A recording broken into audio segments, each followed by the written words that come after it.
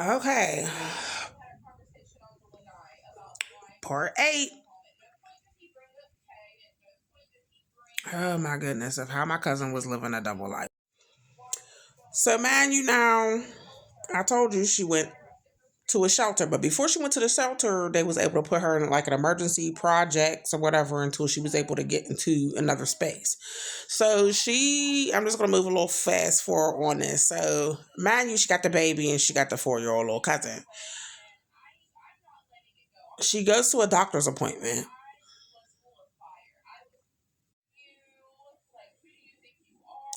They find coke in both the baby systems. I'm blown because I knew it was something. I knew it was something. I said, if you remember back in my beginning parts, I said, something's going on. She's got to be getting high. Like, what is going on? She's getting high. Like, something's just not right. Something's not right. Like, so it came out. You know what I mean? When you are feeding the baby and if you putting coke and all that in your mouth or doing however whatever, maybe I'm just going off of movies. I don't know because I don't do that mess.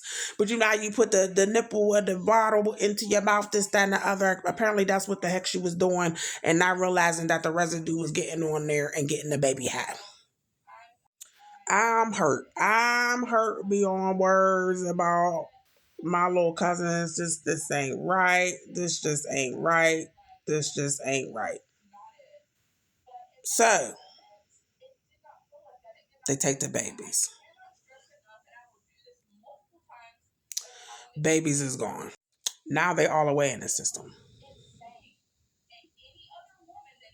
And I can say to this day, haven't seen them since. But I know that they are doing awesome. Whoever has them is taking very good care of them. And 4-year-old, she's older now, but she is playing soccer and she is healthy. And you know what I mean? Same with baby Tot.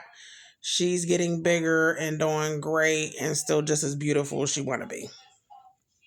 I just want to see them. I want to see my little cousins. I love my family and I just want to see my little cousins. Not only that, I want my older little cousin who's now in college and doing so great. I want her to be reconnected with her sisters as well. You know what I mean? That because at the end of the day, all of them come from cousin K, even though she went the wrong path. They don't have to go the wrong path. They're doing great, but I want them to always stay together. You know what I mean? I want them to always be connected, even if they're apart. So we found out they end up moving outside of McKeesport. If you know, then you know. Because at the end of the day, you can look all this up in this public record. So I'm not lying about anything. Y'all just happen to get the backstory. They move outside of McKeesport. Now, my other cousin works down there at Chipotle.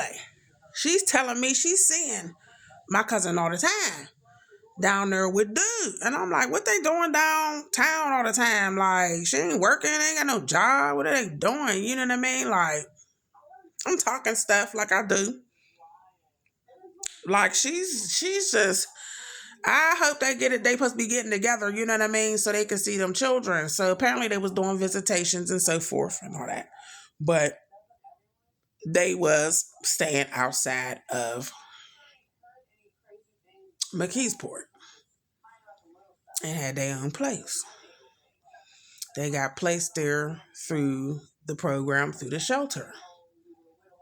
Now, my youngest daughter, she moves in with her friend. They get an apartment together outside of McKeesport in that area. So she told me she used to see cousin K all the time, and I said, you know what? Say hi and keep it moving. If she don't see you, don't say nothing at all.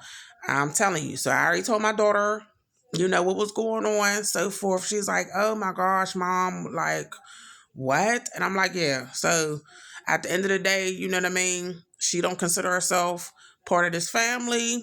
She's part of theirs. So unless she speaks to you because I've taught you better than that, You just say hi and keep it moving. Don't answer no questions. I don't care what she asks you, this, that, and the other. So she said that she was on a bus. She seen her. She said hi, asked a few questions. Taylor, my daughter, she kept it short. Like, okay. She just kept it short. Like, nah, my mom told me what you got going on, and I'll be damned. I said, don't, if she say, oh, you can come to her house, none of that. Don't do none of that. Don't do none of that. And, my daughter's like, I wouldn't go over there anyway, and da-da-da-da-da. I don't know her like that, even though she's family. I don't know her like that. So, that was always good. So now with the program, after you've been housed for a certain amount of time, they'll go ahead and give you a Section 8 voucher. So you're able to move, or you can stay at the place that you're at. She decides to move. They decide to move, so they move to the south side. Move to the south side. I happen to be driving on the south side. I see Gorilla. I said, ooh. He look like a silverback now, because whole hair silver, like he been stressed out, like, dang, you know what I mean? So I'm like, He double looked when he see me. I looked at him like, yeah, it's me. Like, and I don't like you. So there's no reason to wave or show acknowledgement, but just know I see where you be at. That part. Because I'm still going to find out where my little cousins is. Like, this is where I'm at. I'm on this type of mission. You know what I mean? For the sake of my the oldest little cousin, so she could always know where her sisters is. Now, a couple months go past, and haven't heard from Cousin K. So we like, what is going on? What's happening? What's happening? I get some information from my job from one of the workers, because they actually said her name. And I said, hold up. So I pulled that worker to the side and asked him a few questions, and then he told me she's locked up.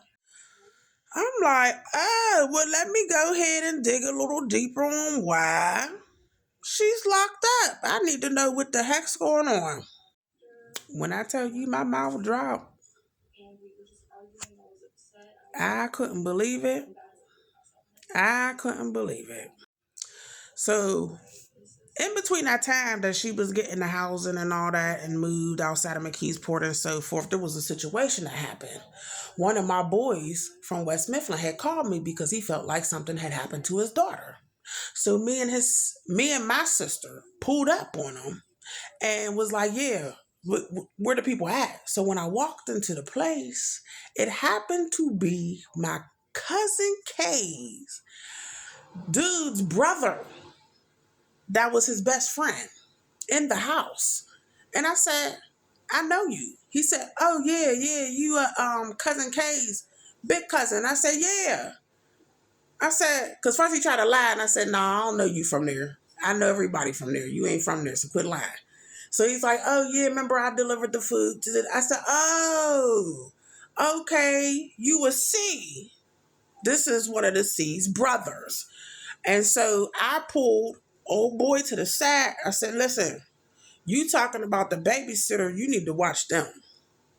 Because mind you, he had I guess that was the sister up in there and the other girlfriend up in there. But like I said, they're pedos. So they all sleep with each other. So it'd be weird shit. Just weird. That part. So I'm like, what the heck is going, like, we don't do this. We don't play this mess. We just don't play this.